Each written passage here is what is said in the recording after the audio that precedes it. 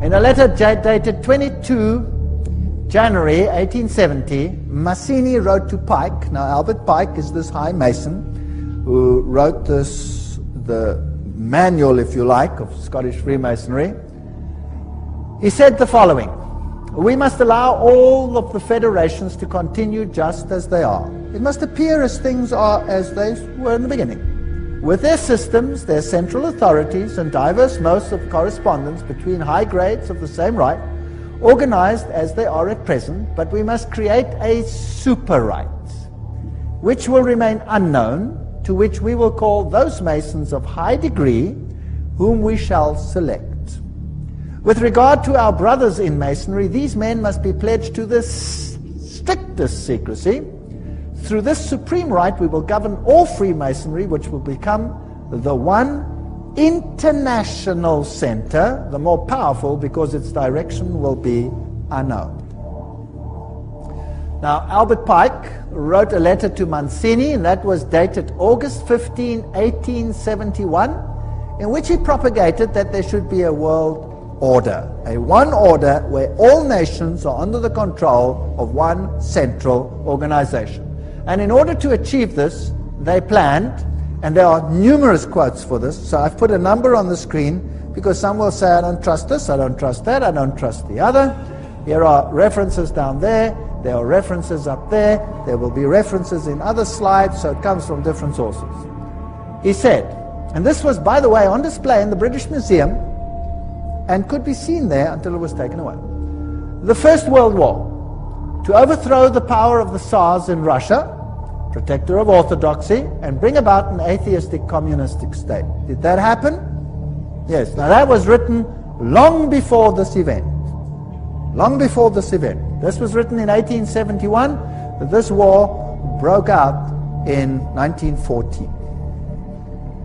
The Second World War, that's also written long before the event, to originate between Great Britain and Germany, to strengthen communism as antithesis to the Judeo-Christian culture, and bring about a Zionist state in Israel. Did it achieve this objective? Yes. In fact, after this war, Israel, in its present form, was reinstated under the protection of Britain. And then, interestingly enough, a Third World War, a Middle Eastern war involving Judaism and Islam, and spreading internationally. That's fascinating. Is that on the cards, or what do you think?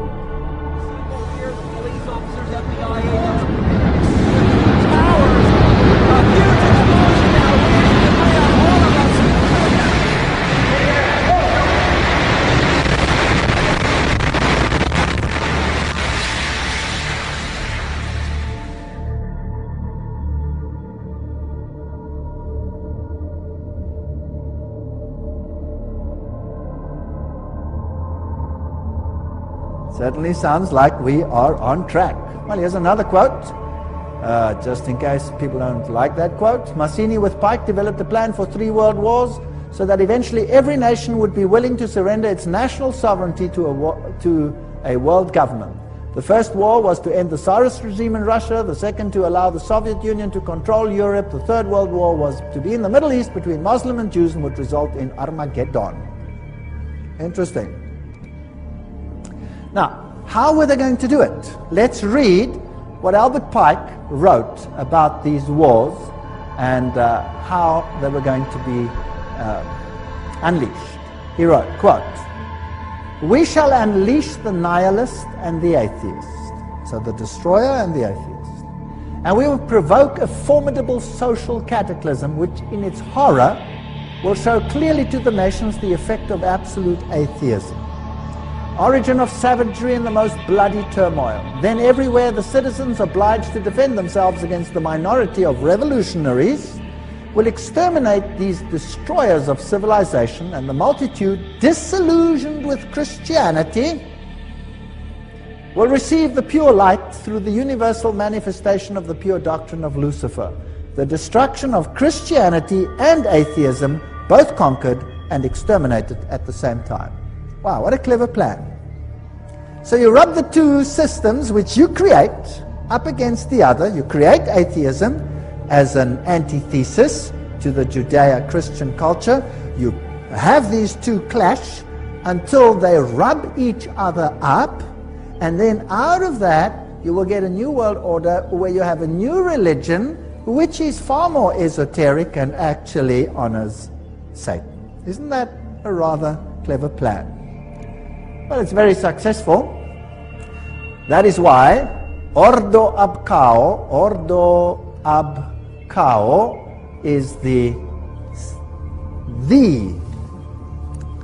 verse, if you like, that Freemasonry uses. This is one of their documents, remember, that I photographed in a Masonic lodge.